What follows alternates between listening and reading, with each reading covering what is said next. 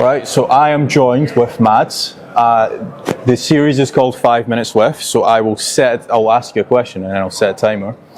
But there's obviously people that are trying to scale from different viewpoints. So for example, scaling a business from, let's say, 0 to 100,000 a month, you're going to have certain issues. But maybe scaling that exact same business from 100,000 to 500, you're going to have different issues. What are some commonalities in potentially teams and managements and roles that you've found when it comes to like evaluating business and how they're actually structured? Timer starts now.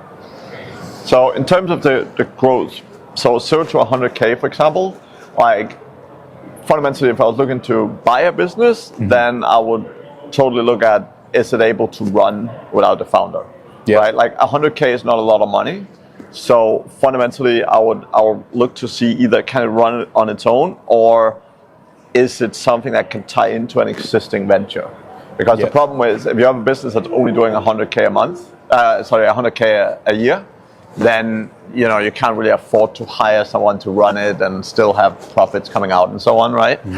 So that would be the thing. If it's sort of 100 to 500K, typically the core focus would be, do they actually have processes in place?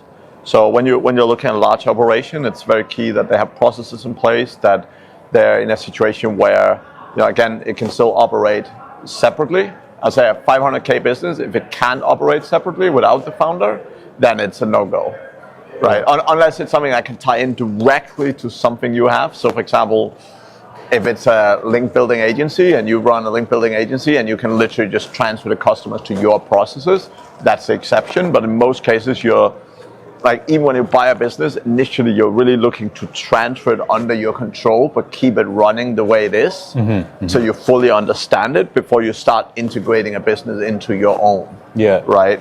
So ideally, that I would say that's the sort of core things that I would focus on. Would you say that in some cases niching down can definitely help with growth? Because in some cases what you might find is, let's say you do PPC for everyone. You do PPC for plumbers, lawyers, electricians, dentists. But then at some point you might say, right, I'm only going to focus on lawyers, for example. Would you recommend that route? Or so what I always say is it's about niching down at a process level. It's not about saying we only do it for lawyers, but what you have to think of, building an organization is specialization of labor. Yeah. Right? So many freelancers, they do a lot of stuff, but specialization of labor means you have a whole process and you have people doing different pieces of it. Right? So when you're niching down, you really want to niche down to a process and say, okay, what's the one process we do? So when you look at any of my businesses, we have a process that we excel at. So when you're talking about niching down, it's not just niching down and say we work with lawyers.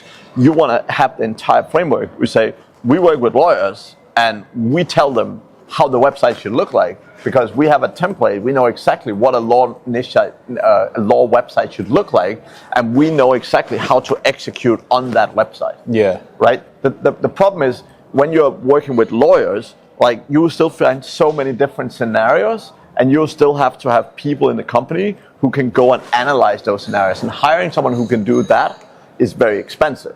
Or in most cases, this is why most founders end up being critical in the business, because no one else is capable of doing that work. Yeah. Whereas when you niche down to a process, you basically enable anyone, or you enable new hires to go in and do a piece of the process very, very quickly.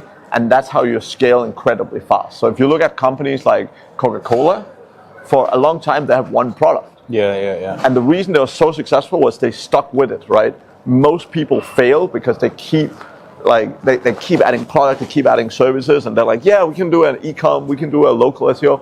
But really niching down is not about the market, it's about the process. What is the one process that you can execute repeatedly, put people into, and get it done better and better and better? Yeah, I think where people fall short on that is, like, if you think of it, if you have one process for ranking websites, or let's say for a fact that if you get these 10 backlinks for a law website, and let's say if your website all has blue call to actions, that's the highest call to action, or the conversion rate optimization of that, you just know from the word go that your SEO strategy is going to work, no matter if it's a lawyer in London or Philadelphia or in New York. Yeah. And the thing is, you've done the keyword research, Yeah, right? exactly. I mean, if you have a lawyer in Philly or a lawyer in Miami, they're probably searching for the same thing. So again, if you have had 5 clients in the same niche, you've done the keyword research. You don't need to redo it all the time. Yeah. You, like many of the people I know that are doing this effectively, like they have the content outlines.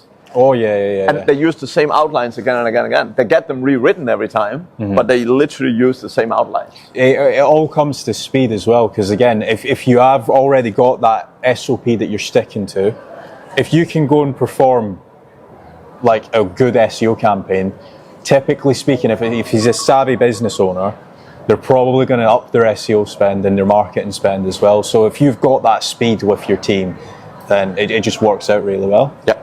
Yeah, thanks for joining me. You're welcome.